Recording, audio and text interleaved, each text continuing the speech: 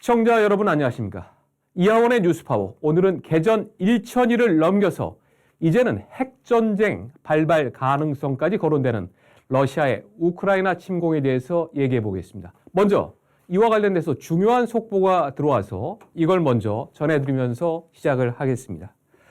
우크라이나가 영국에서 지원받은 공대지 순항 미사일 스톰 섀도우로 러시아 본토를 처음으로 공격했다고 블룸버그 통신이 지금 막 보도를 했습니다. 미국에서 지원받은 에이테킴스 미사일로 러시아 본토를 공격한 지 얼마 안 돼 바로 며칠 만에 이제는 영국에서 지원받은 그런 미사일로 러시아 본토를 공격한 겁니다. 푸틴이 지금 불에 기름을 붓고 있다 이렇게 굉장히 강력하게 반발했는데 이제는 영국이 지원받은 미사일을 쓸 수 있게 해준 겁니다.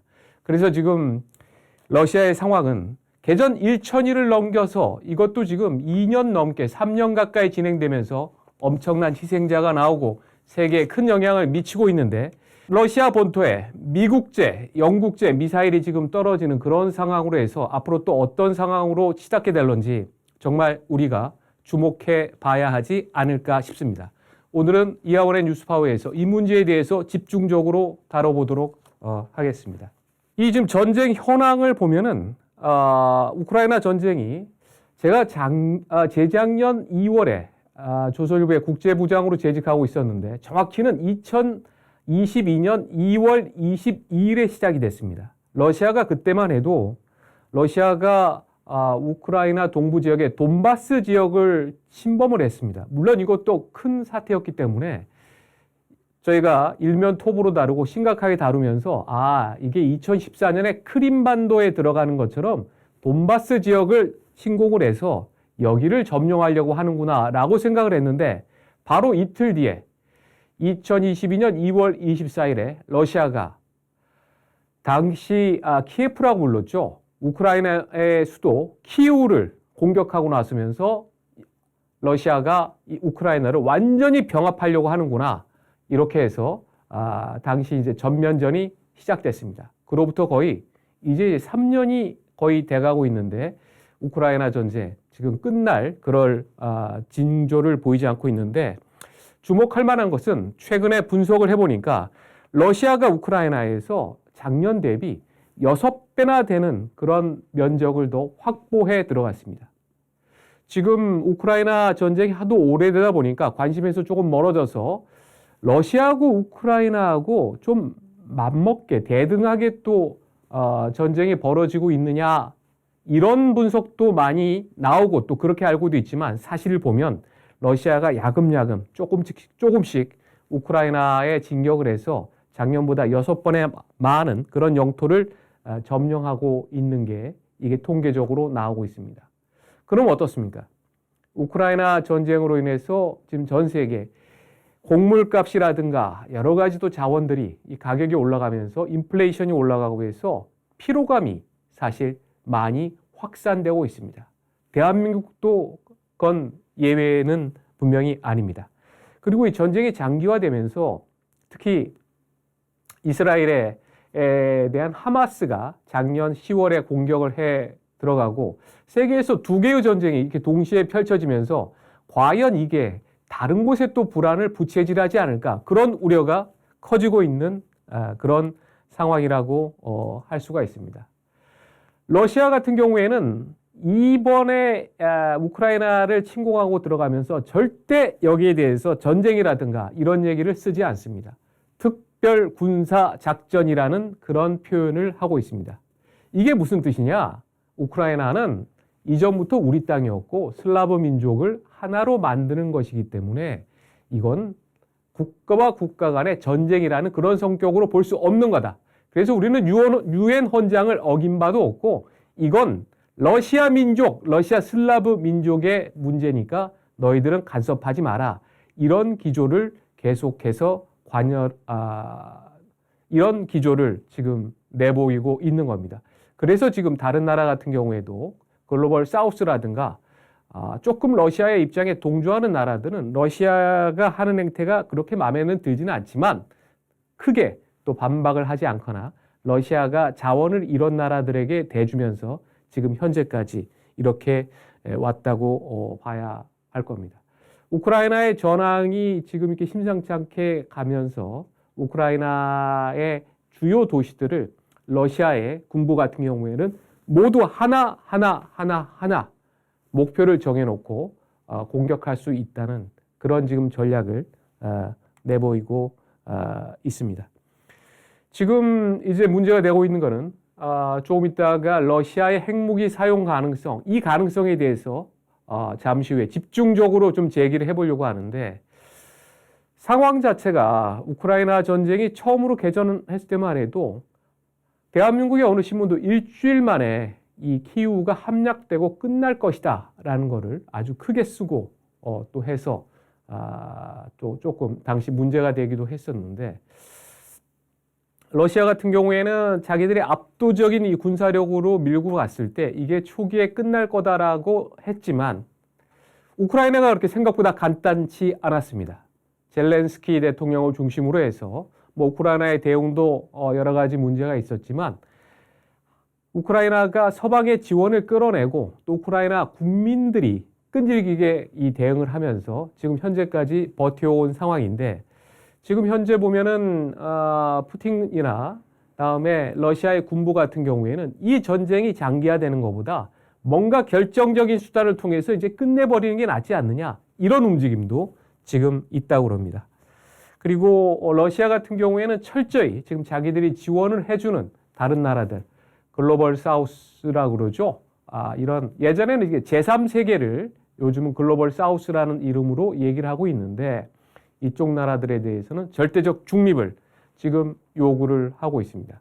그런데 지금 제가 처음에도 얘기를 했습니다마는 여러 가지 변수들이 우크라이나 전쟁이 장기화되면서 생겨나고 있습니다.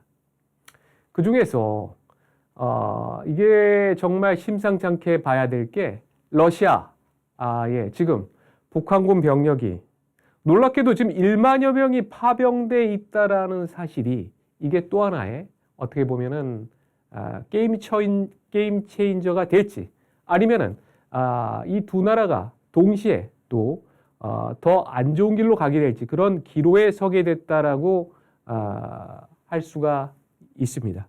김정은 같은 경우에는 러시아의 이런 병력 지원을 위해서 10,000명이나 지금 파병을 하고, 그리고 오늘 아침에 조선일보에도 지금 얘기가 나와 있습니다만은 러시아에 지원을 하고 또 더 굳건한 관계를 만들기 위해서 지금 김정은이 러시아를 꼭 방문할지도 모른다, 지금 이런 얘기들이 나오고 있습니다.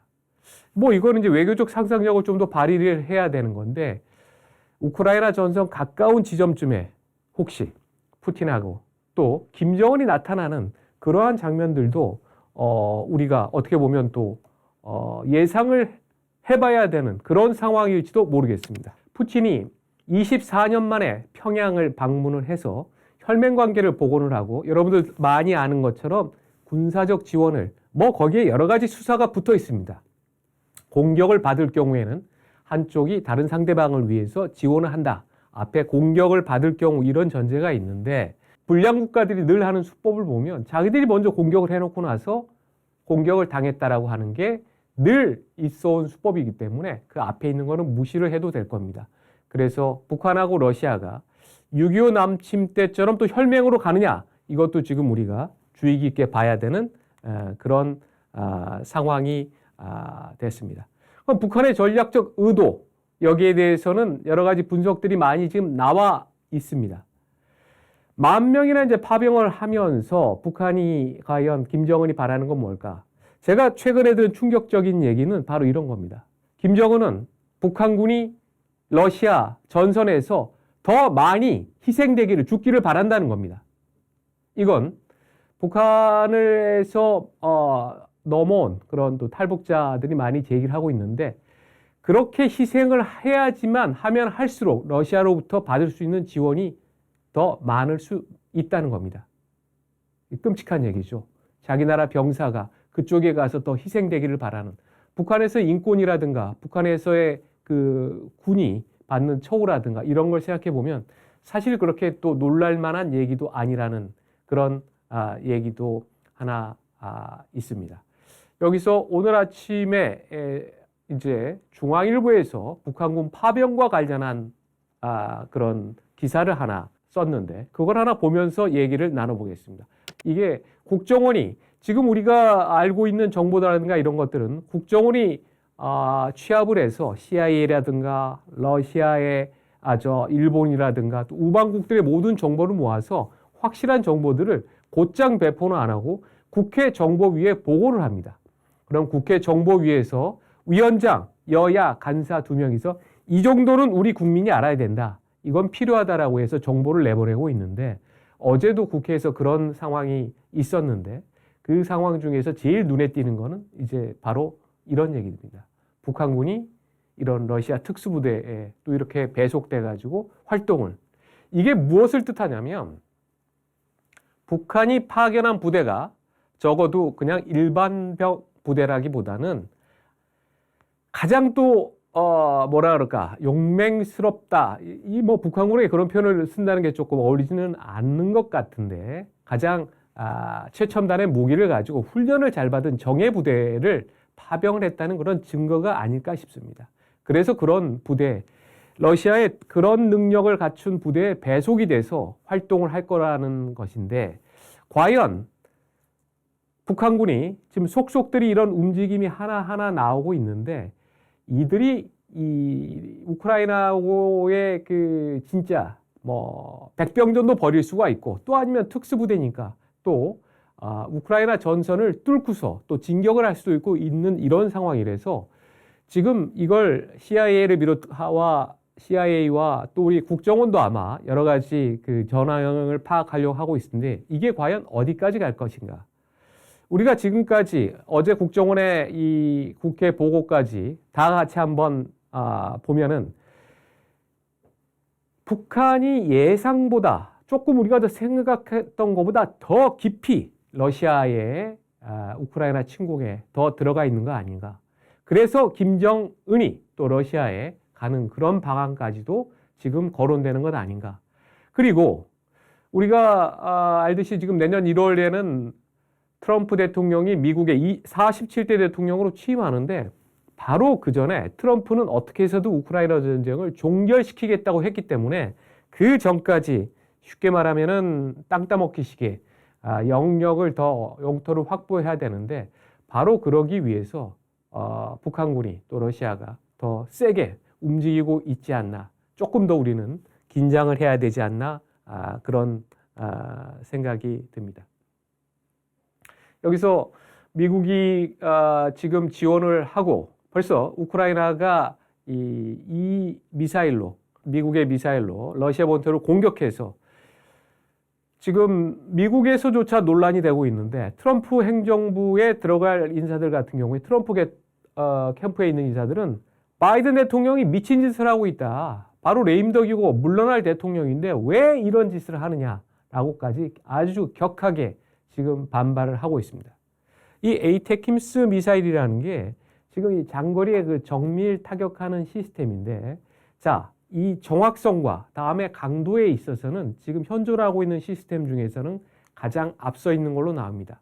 이게 한 300km를 그냥 정확하게 날아가서 포격해서 박살을 내는 그런 시스템으로 이 위력이 워낙 크다 보니까 미국의 바이든 행정부가 우크라이나에는 지원을 하면서 러시아가 이 사실을 알게 하면서 유사시에 이게 쓰게 되지 않도록 러시아가 조심을 해달라. 빨리 휴전을 하라라는 그런 사인이었는데 앞에서도 제가 얘기를 한 것처럼 러시아가 우크라이나의 영토를 야금야금 들어가서 작년보다 점령한 것보다 6배나 많고 전황이 좀 불리해지니까 지금 에이테킴스 미사일에 쓰는 것을 또 허락을 했습니다.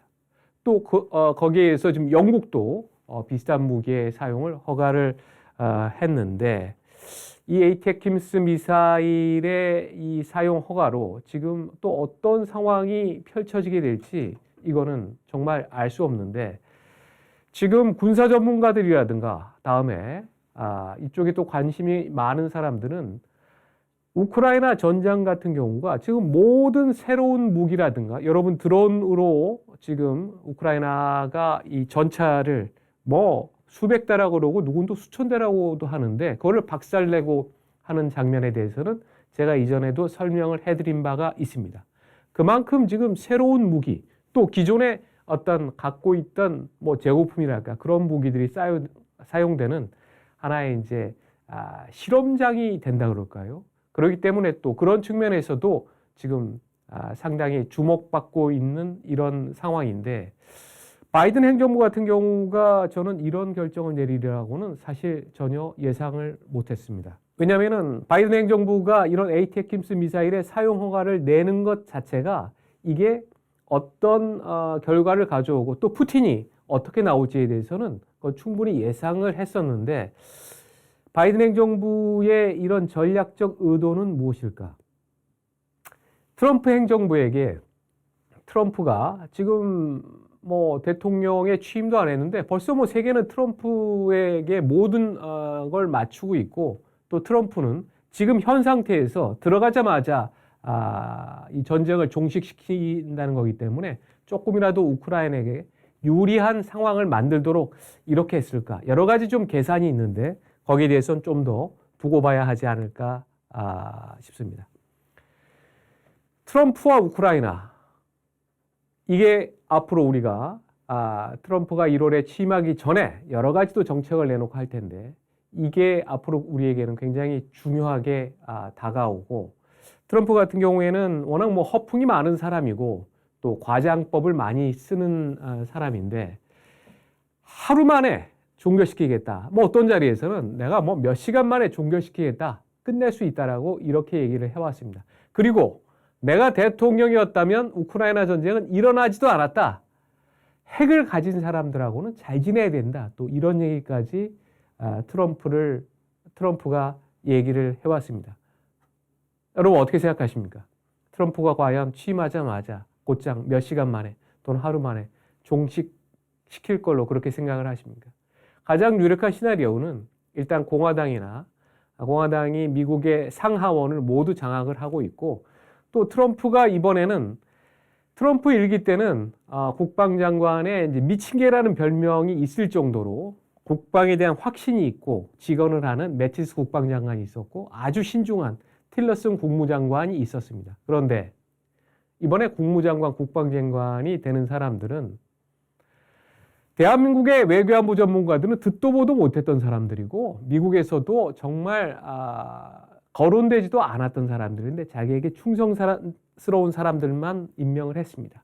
그 사람들로 임명을 해서 자기가 원하는 대로 끌고 갈 텐데 과연 트럼프가 이 우크라이나에게 지원되는 무기를 이제 끊어서 휴전을 시키려고 할 텐데 휴전이든 어떻게든 종전을 시키려고 할 텐데 그걸 막을 수 있는 사람들이 몇 명이나 있을까? 거기에 대해서 상당히 좀 회의적인 생각이 많이 들고 있습니다. 그래서 푸틴하고도 본인은 또 여러 가지 뭐랄까 얘기가 좀 통하고 하기 때문에 푸틴에게 여러 가지 또 제안을 해가면서 그리고 저는 또 하나 중요하게 봐야 될 게 이 전쟁이 이미 김정은이 끼어들었다는 겁니다. 그래서 김정은도 나름대로 설득해 가면서 그렇게 하기 위해서 푸틴하고 김정은하고 또 트럼프가 세 명이 만나서 뭔가를 또 휴전을 하거나 이제는 이런 외교적인 상상력을 동원해야 되지 않을까 싶습니다. 그리고 트럼프 같은 경우에는 나토에 대해서 굉장히 비판적이고 나토에 대해서 그 의미라든가 존재 가능성에 대해서 굉장히 좀 부정을 해오고 그리고 나토의 각국 회원들이 분담금을 제대로 내지 않고 방위비를 올리지 않는 것을 굉장히 비판을 해왔습니다. 그래서 나토의 역할이 우크라이나 전쟁을 어쨌든 이게 좀 종식시키는 방향으로 가면서 나토의 역할에 대해서도 상당히 좀 약화시키는 방향으로 가지 않을까 저는 그런 생각도 좀 듭니다. 그렇지 않고서는 트럼프가 어떤 방법으로 과연 하겠다는 건지 그걸 좀 봐야 될 것 같습니다. 이 트럼프에 대해서 어떻습니까? 지금 우크라이나 같은 경우에는 절대 트럼프가 원하는 방향으로는 휴전하지 않겠다는 입장이 강합니다.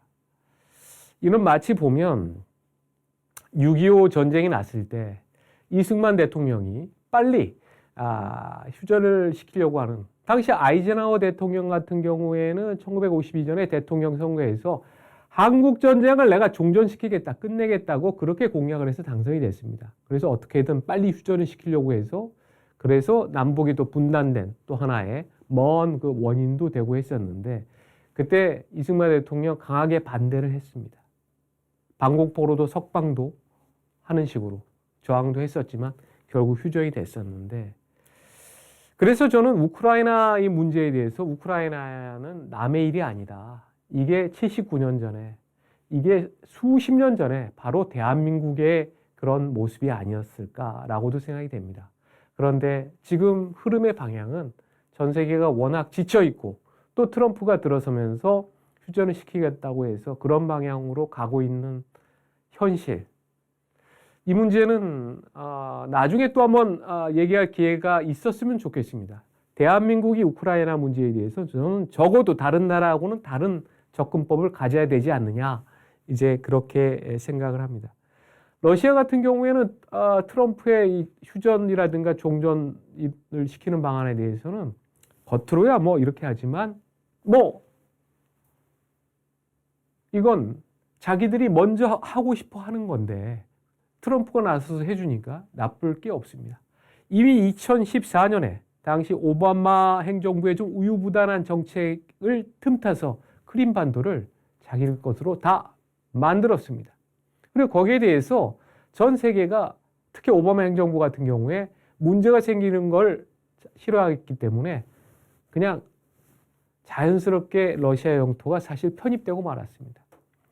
이제 돈바스 지역을, 사실 러시아, 우크라이나 동부의 돈바스 지역을 모두 확보하고 있는데, 뭐 여기에 이미 다른 나라는 인정하고 하지 않는 제3의 국가도 하나 존재하고 있죠. 여기에 대해서 러시아는 돈바스 지역을 확보하게 된다면 푸틴으로서는 자기의 어떤 뭐랄까 자존심도 좀 지키고, 뭐 그렇게까지 원한다면 특별 군사 작전은 여기서 일단 잠시 멈추겠다는 식으로 지금 끝낼 수 있는 그런 방안을 아마 선호할 겁니다. 근데 지금 나토라든가 EU의 입장은 어떻습니까? 두 가지로 좀 나눠지는데, 나토라든가 EU에서도 현실적으로 휴전이 되고 다음에 돈바스 지역을 인정하지 않을 수 없다라는 현실론이 강해지고 있습니다. 그런데 이렇게 한번 러시아가 영토적 야욕을 드러내고 다음에 자기들 협박하고, 러시아 같은 경우에는 그동안 이 냉전이 무너지고 나서 러시아 상황이 어려워지고 또 그러고 하니까 또 싼 값에 이 러시아의 가스, 석유를 마구마구 들여다가 그쪽에 의지를 해왔습니다. 그런데 알고 보니까 이게 러시아 민족주의를 키워줬다라는 그러한 위험성을 자각하게 됐고, 이게 우크라이나에서 과연 끝나겠느냐. 발트의 3국, 리투아니아라든가 이런 나라들은 과연 어떻게 될 건가. 계속하는 그 경계심을 늦추지 않고 있기 때문에 우크라이나 전쟁이 끝나야겠지만, 여기에서 러시아가 다시는 핵 가지고 위협을 하지 못하도록, 또 영토적 야욕을 갖지 못하도록, 이거는 분명히 이건 우리가 좀 경계할 필요가 있다.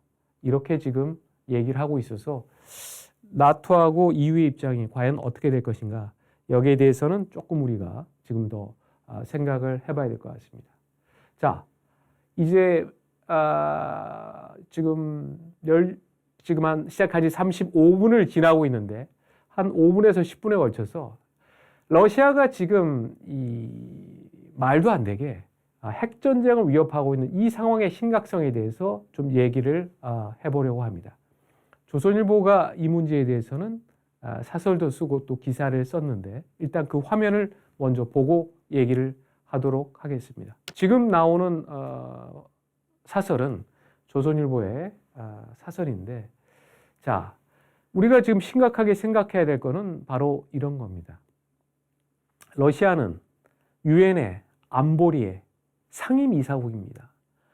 유엔 헌장을 여러분 하나하나 펼쳐볼 필요가 없이 이 전 세계 평화를 위해서 만들어진 조직이고, 이런 나라가 그런데 지금 약소국에 침범을 하고 또 핵을 가진 나라가 핵을 갖지 않은 나라에 대해서 협박을 하는 그런 상황입니다.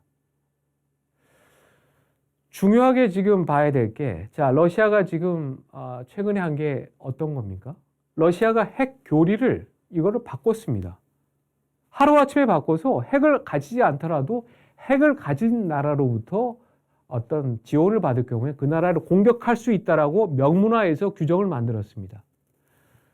우크라이나가 핵을 갖고 있는 미국의 지원을 받고 있기 때문에 우리가 그걸 공격을 해도 우리는 문제가 없다라는 이런 얘기입니다. 이 함의는 어떤 겁니까? 우리가 러시아를 또 규탄하고 이런 것도 중요한데 북한에 대입해서도 잘 살펴봐야 됩니다. 북한 같은 경우에는 이미 자기가 핵무장 국가라고 하고 사실상 핵무기를 1년에 몇 개를 만들 수 있을까? 여기에 대해서는 분석이 엇갈립니다만 최소한 수십 개에서 최소한 100개 이상을 만들 수 있는 플루토늄을 갖고 있고 또는 농축우라늄을 갖고 있다라고 지금 얘기가 되고 있습니다. 그래서 자, 사설을 한 번만 더 띄워보겠습니다. 이 사설 같은 경우에는 한번 여러분들이 읽어보고 바로 북한이 위기 상황이 되면은 러시아처럼 우리에게 핵을 쓰겠다, 또 쏠 수 있다. 이미 북한 같은 경우에는 관련 법을 모두 또 개정을 해놓은 상태입니다.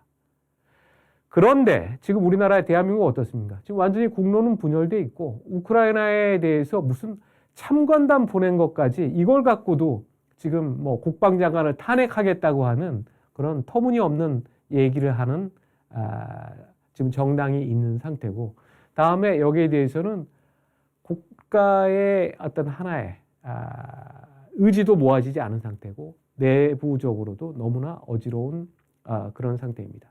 조선일보의 어제자 일면 기사 하나만 더 보고 얘기를 끌고 가도록 하겠습니다. 미국에서 미사일 쏜 우크라이나 그리고 핵보복 꺼낸 러시아, 이렇게 돼서 이 상황의 심각성을 짧은 제목에 이렇게 지금 달아놨습니다. 2차 세계대전이 끝날 때 1945년 8월 6일에 히로시마에 리틀보이라는 핵폭탄이 떨어졌고, 다음에 8월 9일에 나가사키에는 펜맨이라는 이 핵폭탄이 떨어져서 2차 세계대전이 종식됐습니다. 그러면 여러분들이 궁금해하고 저도 궁금해하는, 러시아가 이런 핵무기를 우크라이나에 쏠 가능성이 과연 있느냐? 저는 그 가능성을 절대 배제할 수 없다고 생각합니다. 당시 1945년에 미국이 쏜 리틀보이, 이 위력 같은 경우에는 이건 우라늄 235를 이용한 거였는데, 당시에 이 폭발 이력이 15KT라고 그러죠. 이 TNT의 15,000개 정도가 한꺼번에 폭발하는 그런 건데, 대략 지금 20KT 이하를 전술 핵무기라고 그럽니다. 전략 핵무기는 도시 하나를, 작은 도시 하나를 통째로 날려버릴 수 있는 거고, 전술 핵무기는 이보다 좀 작은 규모로서 히로시마에서 당시 희생된 사람들이 대략 한 10만에서 15만, 또 그 이후에 사망된 사람까지 하면 한 20만까지 볼 겁니다. 그래서 우크라이나 같은 경우에는 전술 핵무기를 조금 더 작게 만들어서 이걸 우크라이나의 위협을 가하는 식으로 어느 한 곳을 골라서 키이우가 될 수가 있는 거고, 다른 도시를 골라서 한 10KT 정도의 전술 핵무기로 공격을 해서, 그건 뭐 최악의 상황에서 쓸 수 있다고 보는데, 이런 가능성, 현재 상황이 에스컬레이트 된다라면 희생자가 많이 나오고 할 때 그 가능성을 지금 하는 행동을 보면 배제할 수 없다고 생각합니다. 이미 푸틴이 핵무기를 쓰겠다고 해서 전 세계가 놀란 거는 2022년 2월 24일 우크라이나 전쟁이 시작되고 나서 당시 4월 5일에도 이 얘기가 나왔습니다. 당시 우리 국정원에서도 푸틴이 핵무기를 쏠 가능성이 상당히 높다라고 당시 보고가 됐고, 그게 보도가 된 적이 있어서 당시 국정원이 우크라이나에 있는 거기에서 그렇게 위험한데도 지금도 거기에 거주하고 있는 한국 사람들이 있습니다. 그 한국 사람들을 어떻게 핵무기를 쏘려고 할 때 피신시키느냐, 이 문제를 가지고 또 대책을 논의하고 대안을 만들어 놓은 바도 있습니다. 자, 오늘 우크라이나 전쟁과 관련된 얘기를 정리하겠습니다. 현재의 상황은 개전 1000일을 넘겨가면서 여러 가지 상황에 변수가 생겼습니다. 먼저 제가 들고 싶은 첫 번째 하나는 북한군이 10,000명 넘게 상당히 정예부대라고 또 볼만한 그런 여러 가지 정황들이 나오고 있는데 여기에 투입됨으로써 상황이 하나 변수가 생겼고 또 이렇게 우크라이나 전쟁이 러시아하고 다른 우크라이나에 지원하는 서방 국가에서 이제는 러시아, 북한 대 우크라이나를 지원하는 나라가 되면서 미국 같은 경우가 ATACMS 미사일 이건 뭐 사용을 허가한다는 거는 상상하기 어려웠는데 그렇게 이걸 사용을 허가하고 또 제가 시작하자마자 전해드린 것처럼 영국산 미사일도 그동안 쓰지 못하게 했는데 러시아 본토를 공격을 했습니다. 이렇게 되면서 푸틴이라든가 다음에 러시아 군부 같은 경우가 핵무기 사용 가능성을 더 언급하고 나올 가능성이 커졌습니다. 그리고 여기에 이제 트럼프 변수까지 생겼습니다. 전 세계가 지금 이렇게 복잡하게 돌아가고 있고 긴장 상황이 높아지고 그리고 이스라엘 하마스 간의 전쟁도 또 진행 중입니다. 이런 상황을 틈타서 중국은 과연 대만의 해협에서 뭔가 또 한번 뭐라 그럴까 뭐 통일이라는 이름으로 시도해볼 가능성 그리고 북한군이 지금 10,000명이 떠났다고 한국에서는 그럼 북한 애들이 우리한테 위협을 가능성이 낮아졌다고 하는데 이 틈을 틈타서 뭔가 또 할 가능성 이런 여러 가지 시나리오들을 지금 점검하고 그래야 될 때가 아닌가. 지금 대한민국의 상황은 국론이 분열돼 가운데 너무나 이 정파를 나눠서 싸우는 상황이 심각해져 가고 있는 것 같습니다. 걱정하지 않을 수 없습니다. 이영훈의 뉴스파워 오늘은 여기까지 하겠습니다. 고맙습니다.